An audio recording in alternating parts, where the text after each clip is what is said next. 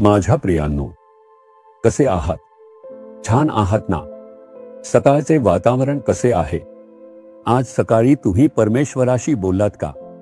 परमेश्वराने तुमच्याशी बोलले का?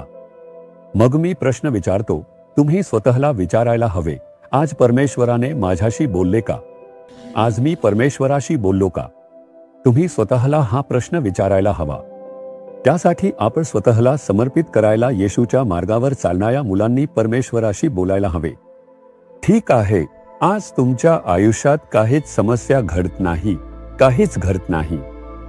काहीही केले तरी मध्येच थांबते, काहीही केले तरी पूर्ण होत नाहीये, अडकल्यासारखे वाटते, कोणीतरी अडथळा आणते, कोणीतरी जादूटोणा केले असं वाटते, कोणीतरी नुकसान करते, माझ्या वाट्याला येणारे सगळे चांगले प्रसंग घडू देत नाही, असे खूप विचार येत असेल.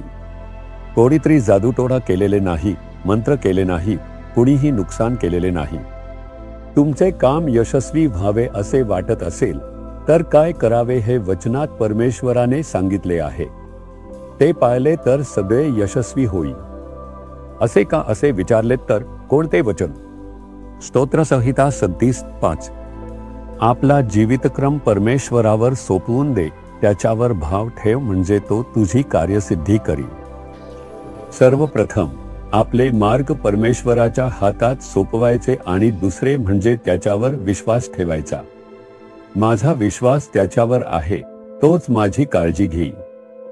जर देव काही करतो ते कोणी थांबवू शकेल का? संपूर्ण शहर एकत्र आले तरी थांबवता येईल का? संपूर्ण जग आले तरीही ते थांबवू शकणार नाही, कारण परमेश्वराने ते करायचे ठरवले आहे.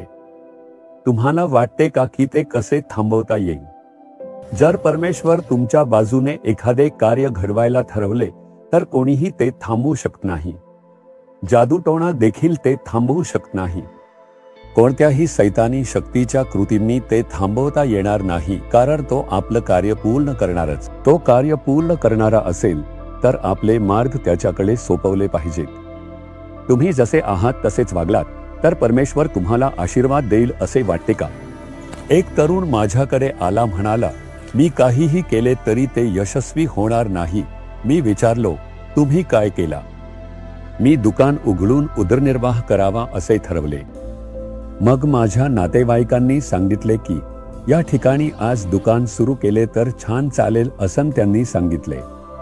मी जाऊन खूप पैसे घालून दुकान सुरू केले, पण काही महिन्यात सगळे संपले, काहीच यश मिळाले नाही, फक्त तोटा झाला.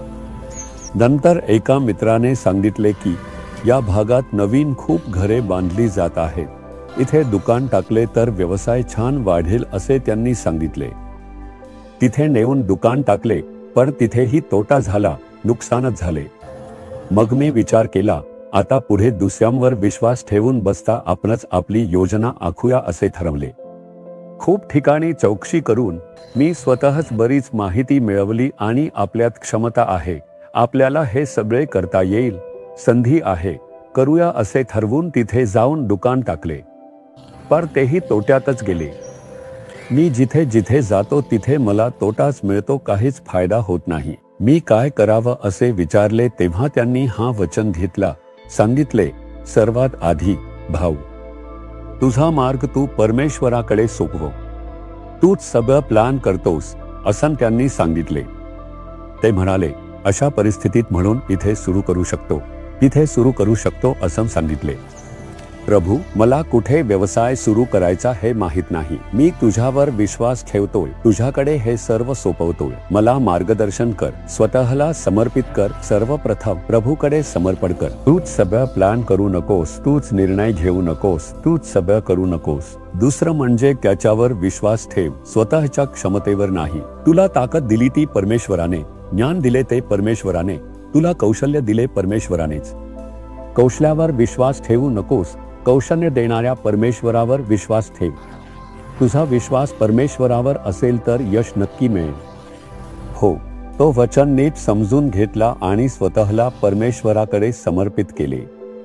प्रभू, आजवर मी चुका केल्या, आता पुढे मी पूर्णपणे स्वतःला तुझ्याकडे समर्पित करतो. तू मला चांगला मार्ग दाखवशील असे सांगून तू सांगितल्याप्रमाणे मी स्वतःला तुझ्याकडे समर्पित करतो असं म्हटले. बघा, एक अद्भुत मार्ग उघडला आणि व्यवसायासाठी एक संधी निर्माण करून दिली. त्याने त्या व्यवसायाला आशीर्वाद दिला, वाढवून समृद्ध केला. म्हणून तुमचे मार्ग परमेश्वराकडे समर्पित करा. आमेन. मी ही प्रार्थना करतो, यशस्वी कर असे तुम्ही म्हणता, पण यशस्वी व्हायचे असेल तर आधी मार्ग समर्पित करावे लागतील. तुमचा विश्वास कुठे आहे? तुमच्या शिक्षणावर, पदवीवर की कौशल्यावर आहे का? तुम्हाला नोकरी मिळवून देतो, हे करून देतो सांगणाऱ्या माणसावर विश्वास ठेवला आहे का? त्या सगळ्यातून बाहेर या आणि फक्त परमेश्वरावर विश्वास ठेवा.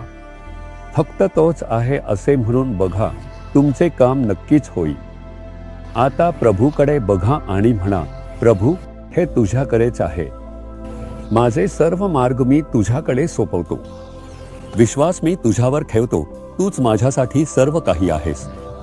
हे काम माझ्यासाठी घडवून आण. तूच चमत्कार कर. मी विश्वास ठेवतो आणि चमत्काराची अपेक्षा करतो. येशूच्या नावाने आमेन, आमेन.